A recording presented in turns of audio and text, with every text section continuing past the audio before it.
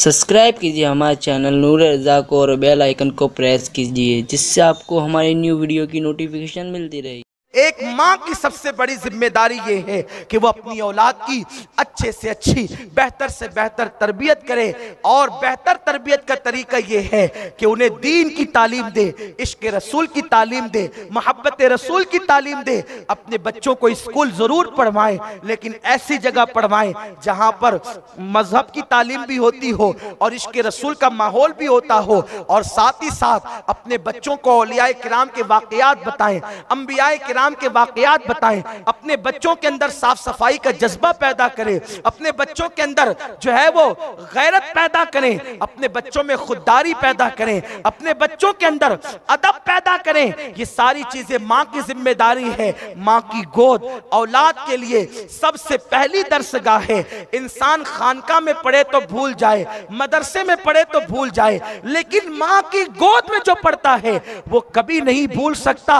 इसलिए आप देखें, अल्लाह अकबर, खानकाहों में और मदरसों के पढ़े हुए कोई मेहराब में कुरान सुनाता है, कोई मस्जिद के मीनार पे कुरान सुनाता है, कोई मिंबर पे कुरान सुनाता है, लेकिन जिस हुसैन ने मां की गोद में कुरान सीखा था, उस हुसैन ने नेज़े पे कुरान सुना करके बता दिया कि मां की गोद का कुरान पढ़ा हुआ और मदरसे के कुरान पढ़े हुए में फर्क क्या है। अल्लाह अकबर।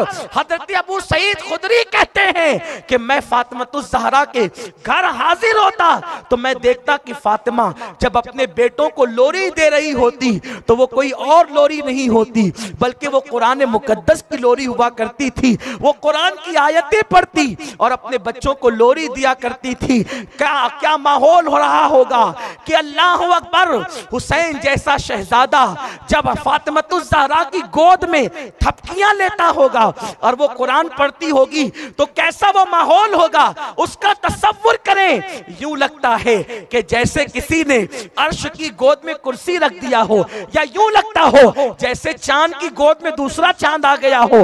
और अल्लाह अकबर, लोरी देने वाली फातिमा अल्लाह के कलाम से लोरी देती है।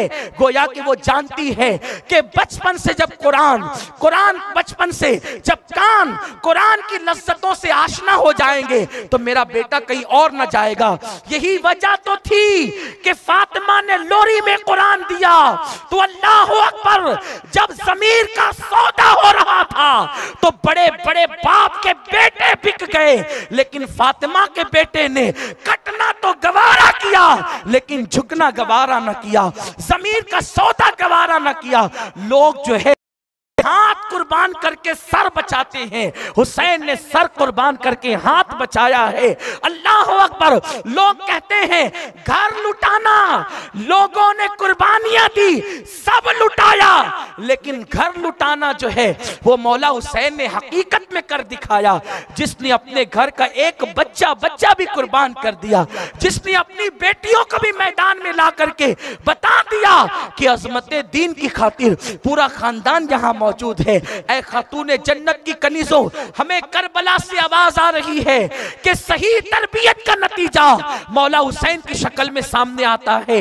इसलिए तुम अपने बच्चों की सही तरबियत करो। लेकिन माँ कैसे तरबियत करेगी जब उसे खुद टीवी से फुर्सत नहीं, सीरियलों से, गानों से, गीबत और चुगली से फुर्सत नहीं, लड़ाई झगड़ों से फुर्सत नहीं, बाहर घूमने से फुर्सत नहीं, तो एक माँ अपनी औलाद की क्या तरबियत करेगी। और जब तुम आज तरबियत नहीं करोगी, तुम्हारी औलाद तुम्हारे लिए तकलीफ का जरिया बन सकती है, तुम्हारे लिए मुसीबत का जरिया बन सकती है, तुम्हारे लिए जिल्लत और रुसवाई का जरिया बन सकती है।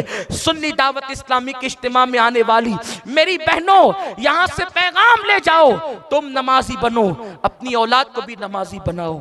तुम पर्दे की पाबंद बनो, अपनी बेटियों को भी पर्दे की पाबंद बनाओ। तुम खुद बागैरत बनो, अपनी बेटियों को भी बागैरत बनाओ।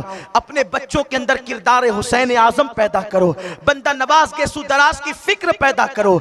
इंशाअल्लाह ये चीजें आपके लिए आखिरत में निजात का जरिया साबित होगी।